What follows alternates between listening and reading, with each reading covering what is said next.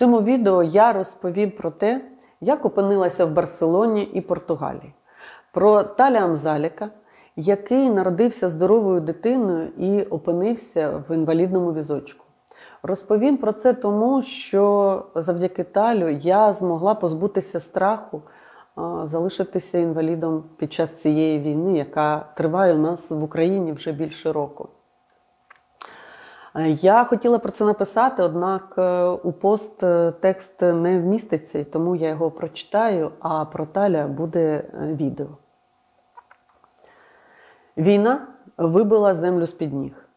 Раптом усе пішло шкереберть. Сльози текли самі по собі, а відчуття горя не давало ні дихати, ні спати, ні жити. Жахливі новини щодня збільшували рівень стресу, який, здавалося, неможливо виміряти і висловити. Як кожна мати в Україні, я думала, як захистити дітей. Страх, немов величезний удав, оповивав тіло і стискав. Вирватися з того тиску не виходило. Місто активно посилювало оборону, і ми з чоловіком ходили всюди, де потрібні були руки. Тоді про гроші якось і думки не було.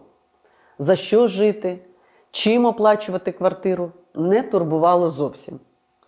Думала лише про те, як нам, українцям, зупинити ворога. А коли місто, як і вся країна, перейшло на режим економічного забезпечення фронту, раптом таки зрозуміла, що випала з обойми, чого ніколи зі мною в житті не траплялося. Прийшло усвідомлення, що я навіть себе не можу забезпечити, не те, що допомогти фронту. Сфера моєї діяльності, весільна галузь, стала на паузу. Більшість партнерів виїхали з дітьми за кордон. Та й весіль не стало взагалі. А ті наречені, які таки наважувалися одружитися, в один голос говорили мені, що святкувати не будуть. І навіть фотографа не замовлятимуть, бо весілля зараз не на часі. Що робити? Як бути? Це вбивчі запитання, якщо немає жодного варіанту відповіді. За тиждень до війни я оплатила послуги друкарні за майбутній номер, бо була переконана, що війни не буде. 21 століття? Яка війна? Здоровий глузд переможе, вірила я. Та війна таки почалася. Коли я зрозуміла, що не маю за що жити, і мої партнери в тій самій ситуації, звернулась в друкарню з проханням повернути гроші, щоб я могла і жити за щось, і розрахуватися з тими партнерами, які дали гроші наперед і не мають можливості рекламуватися. Друкарня повернути гроші відмовилась. А я із невиліковного оптиміста перетворилася на песиміста-фаталіста. Спробувала працевлаштуватися, розуміючи, що мінус зростає щодня. Коли роботодавці знайомилися з моїм резюме, то всі пропонували роботу менеджера з продажу. Та й не дивно, адже глянцевий журнал підприємництво не з прибуткових. Коли я стала редактором, то постійно чула про те, як той чи інший глянець перейшов в інтернет. Bright Ukraine жив завдяки моєму досвіду в активному продажу. Усе, що мені пропонували на ринку праці, це був продаж. Спілкуючись з ймовірними роботодавцями, зрозуміла, що працевлаштуючись, буду змушена закрити своє приватне підприємство, адже в мене не буде часу займатися власною справою, якій я присвятила 7 років життя. Коли чула про вибір без вибіру до війни, то не могла зрозуміти, про що це, бо завжди слухала своє серце і діяла. У травні зрозуміла, що таке вибір без вибору. Безвихідь загнала мене в глухий кут. Знаючи, що треба діяти, ніяк не могла вирішити, що саме робити. Чи закривати ФОП, чи найматися на роботу, чи таки спробувати надрукувати свіжий номер журналу. Допомогла визначитись донька. Вона сказала: «Мама, роби те, що вмієш робити найкраще. Сьогодні це так». А коли ще й з'явився покупець на сімейний автомобіль, зрозуміла, що Бог мене не залишив у тяжку минуту, в тяжку хвилину, і що я маю спробувати надрукувати номер про кохання під час війни. Продавши автівку, повернула гроші тим своїм партнерам, які їх потребували і не мали засобів на існування. Сплатила податки і почала працювати над журналом. Дякуючи Богу, журнал Bright Ukraine побачив світ. Журнал про кохання військових, біженців, поліцейських та МЧСників. На сторінках глянцю лавсторі харків'ян, маріупольців, біженців з Краматорська, військових Полтавщини, Кривого Рогу. Я була безмежно щасливою.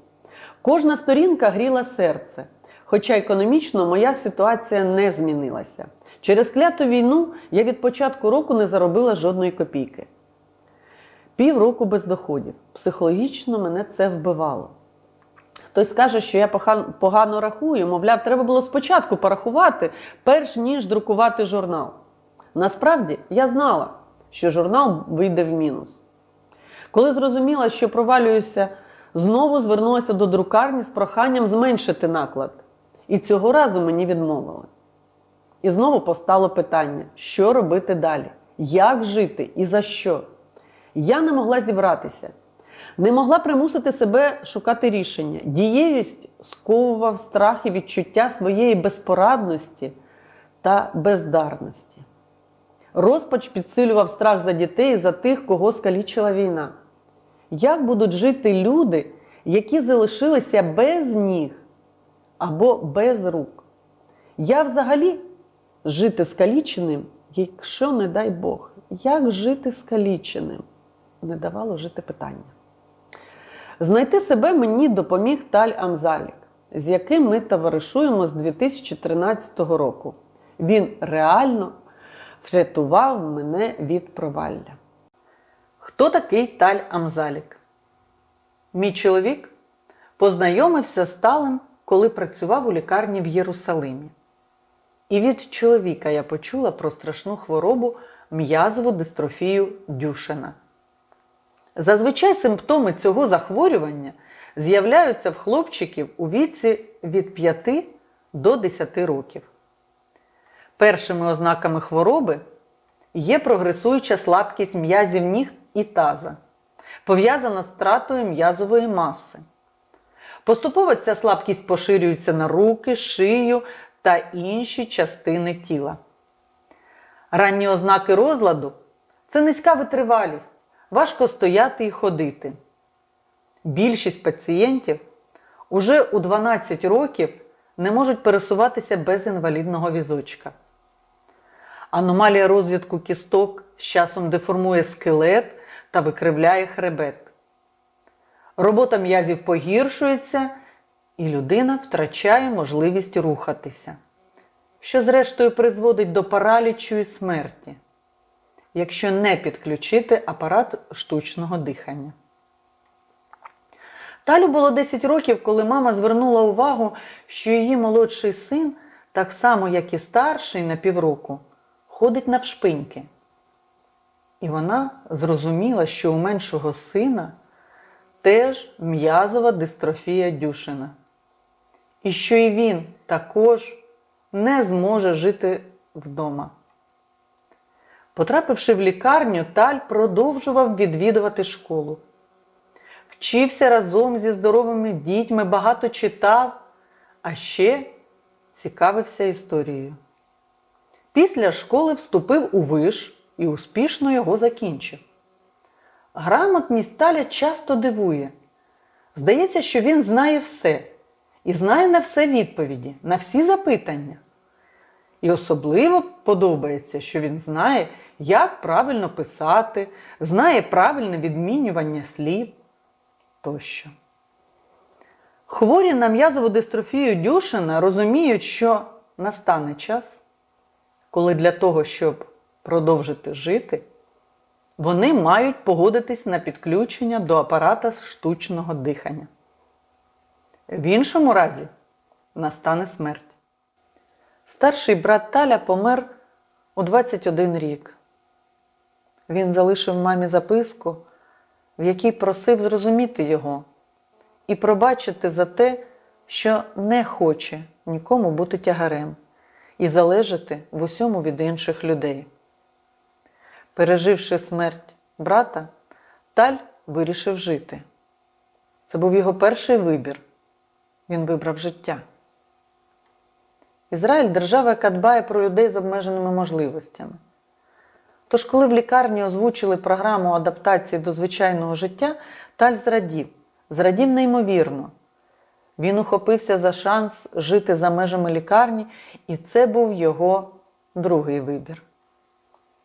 Зауважу, що в лікарні, де працював мій чоловік, з таким діагнозом Таль був не один. Однак спробували одиниці. Бо адаптуватися було нелегко. Держава виділила кожному пацієнту, хто хотів спробувати жити за межами лікарні, соціальне житло. Але щоб це житло стало власним, треба було взяти кредит. Кредити, якщо ти ніде не працюєш, як відомо, банки не дають. Таль працевлаштувався і отримав кредит на житло. Не знаючи Таля особисто, я думала, що працевлаштуватися з таким діагнозом неможливо. Та особисте знайомство змінило мою реальність, моє ставлення до труднощів, до життя і до смерті також. Таль часто телефонував чоловікові. Вони довго могли обговорювати події у світі, новинки техніки, фільми та музику. Навесні 2013 року чоловік вирішив показати мені квітучий та зелений Ізраїль. Він хотів, щоб я побачила поля анемонів та ірисів. В якийсь із днів, коли ми планували черговий маршрут подорожі, зателефонував Таль і запросив нас у гості на обід. Виявилося, що Таль запросив нас не просто так. Він вирішив змінити не тільки місце проживання, а й місто проживання з метою покращити свої житлові умови. На той момент він уже виплатив кредит за квартиру і став її власником. Тоді як більшість людей з обмеженими можливостями, хоч і змогли адаптуватися до життя за межами лікарні, продовжують жити в орендованих квартирах і зараз.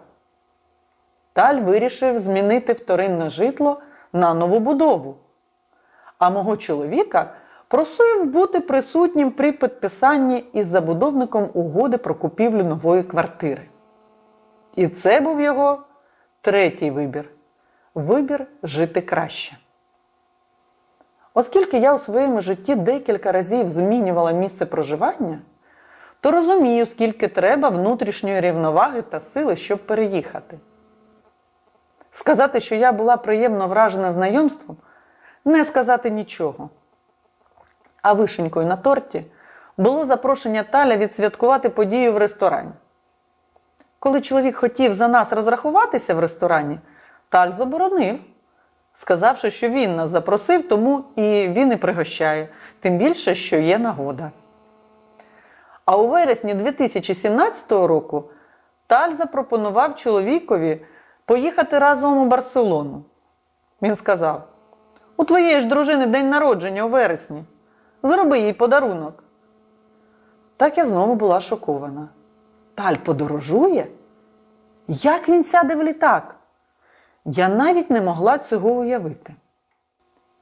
Скажу чесно, дуже боялася, щоб не сталося нічого жахливого. Від чоловіка знала, що якщо апарат штучного дихання запищить, то слід протягом хвилини відреагувати і налагодити подачу повітря.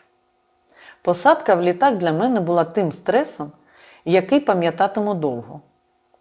Коли літак піднявся в небо, я запитала Таля: «Як ти не боїшся вмерти під час посадки?» На що він відповів мені: «Як на мене, то краще вмерти в літаку, ніж вдома». І це також його вибір.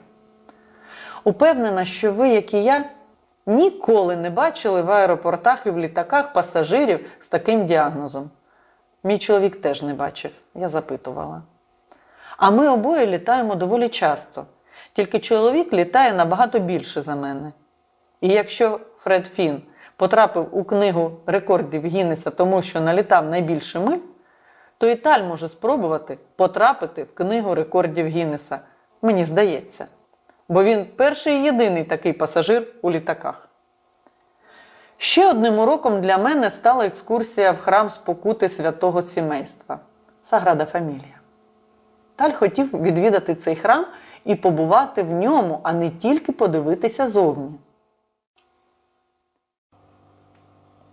Приїхавши на місце, ми побачили таку кількість людей, що в мене зникло бажання купувати квитки. Черга була настільки величезною, що більшою я не бачила у своєму житті. А ще на всіх парканах висіли знаки, схожі на дорожні, де зображувався інвалідний візочок, перекреслений червоною лінією, що означало, вхід людям на інвалідних візочках неможливий, немає пандусів. Таль вирішив усе одно придбати квитки.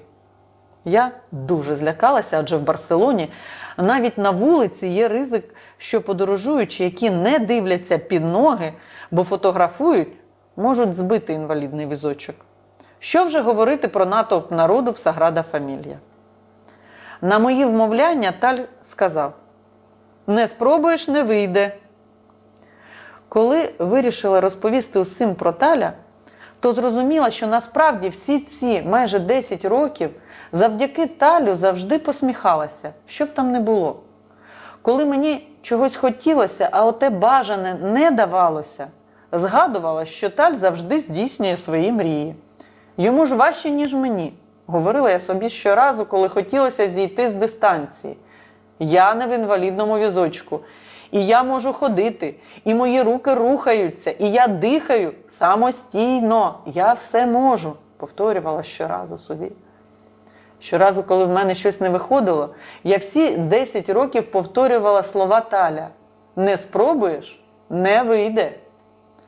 У серпні 2022 року зрозуміла, що війна не дає мені протистояти страху, що розпочати наступний номер не вистачає сил, не вистачає впевненості, сміливості, і я боюся телефонувати людям і пропонувати рекламу, тому що ворог руйнує всю країну, всюди прильоти. Так, я на 1,5 місяця потрапила на найскладніший тренінг у своєму житті. 1,5 місяця жила життям Таля. Мені пощастило бачити, як він воює з бюрократією, несправедливістю та взагалі, як він реагує на життєві труднощі. Якось на моє захоплене «ну ти молодець» він сказав мені, що він чоловік із залізними яйцями. Не знаю щодо яєць, однак знаю, що Таль прокидається завжди в хорошому настрої. Він терпіти не може біля себе неусміхнених і насуплених людей. Він знає, чого хоче, і досягає цього сам. Сам телефонує, сам переконує, сам домовляється. Він щовечора дивиться розвиваючі передачі. Він любить географію та історію. Оплатив спеціальний канал, щоб дивитися психологічні фільми. Смачно готує. І десерти також. І знає всі рецепти на пам'ять. Він подорожує. Буває, що й декілька разів на рік, як цього року. А ще рибалить. Живе тут і зараз. Подорожуючи, він повторює, що лежати будемо на тому світі, а на цьому поспішаймо жити. Він ніжно піклується про свою маму. Купує завжди їй подарунки. З кожної подорожі привозить обновки, знає її смаки, стиль і розмір. А у вересні 2022-го він переселив маму в нову будову. Придбав їй нові меблі та техніку. Мама для нього людина номер 1. А коли мама свариться, він ніколи не вступає в конфлікт. Краще промовчить, щоб не посваритися. На моє питання, хто його всьому цьому навчив, Таль відповів, що найкращий учитель – це життя. Розповідати про Таля я можу безкінечно. Всі історії – це приклад надзвичайної проактивності. Так, влітку Таль звернувся в СТО, щоб усунули несправність його автомобіля. З нього гроші взяли, але несправність залишилась. Таль повторно поїхав, щоб полагодили автомобіль. А йому відмовили. І знаєте, що він зробив? Він перекрив автобусом в'їзд в СТО. І був величезний конфлікт із викликом поліції. В результаті авто полагодили. А ще мені пощастило спостерігати, як Таль майже 3 тижні телефонував, їздив по різних інстанціях, писав листи на запити, борючись із бюрократією. І він таки її поборов. Хоча всі говорили, що це неможливо. Таль – це унікальна людина. Він 1000 разів довів, що більшість неможливого можливе. Як на мене, то його вибір жити в інвалідному візочку – це найсильніший вибір. Бо його брат помер у 21 рік, не побачивши Америки, Іспанії, Португалії та багато чого іншого. А Таль був у Барселоні 9 разів. Сьогодні йому 50 років. Нещодавно він знову покращив своє життя. Здав своє житло в оренду і переїхав у новобудову. Раніше він завжди жив на 1-му поверсі, а зараз живе на останньому, на 7-му, з прекрасним краєвидом з балкона. Він повністю сам придумав інтер'єр у квартирі, вибрав меблі та техніку, подбав про своє завтра.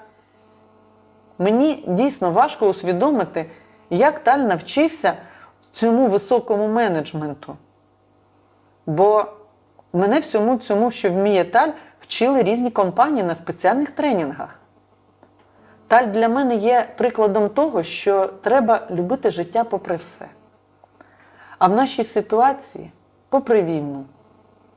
І бути щасливим тому, що ми прокинулися і можемо зателефонувати одне одному, почутися, побачитися, обійнятися. Бути щасливими тільки тому, що живі. І ще за 1,5 місяця у Таля я зрозуміла, що наше життя сьогодні – це результат вчорашнього вибору. Тож будьмо живі. Вибираймо життя. Історія Таля схожа на сюжет фільму «1+1». Лише з тією різницею, що в нього не рухаються ні руки, ні ноги. І дихає він завдяки апарату штучного дихання. При цьому він не впав в депресію, навчився мотивувати та утримувати біля себе тих людей, які йому допомагають жити. І цьому вмінню можуть позаздрити найрезультативніші менеджери з персоналу. Мені іноді здається, що у світі немає нічого неможливого для Таля. Немає того, чого б він не міг здійснити. А якщо Таль це може, то це може кожен із нас. І на закінчення цього відео подивіться, будь ласка, квартиру мами Таля з видом на море. תודה שנתת לי את טל כמו שהוא, אין בן כזה בעולם שאוהב את אמא שלו. תודה, תודה נשמה.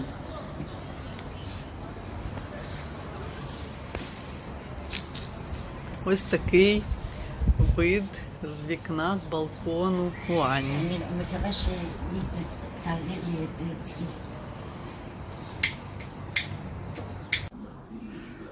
Таль усе робить для мами. На цій чашечці він написав: все, що в мене є, мамо, без тебе нічого не варте. Таль зробив для мами квартиру в новобудові. І все в цій квартирі він придбав сам.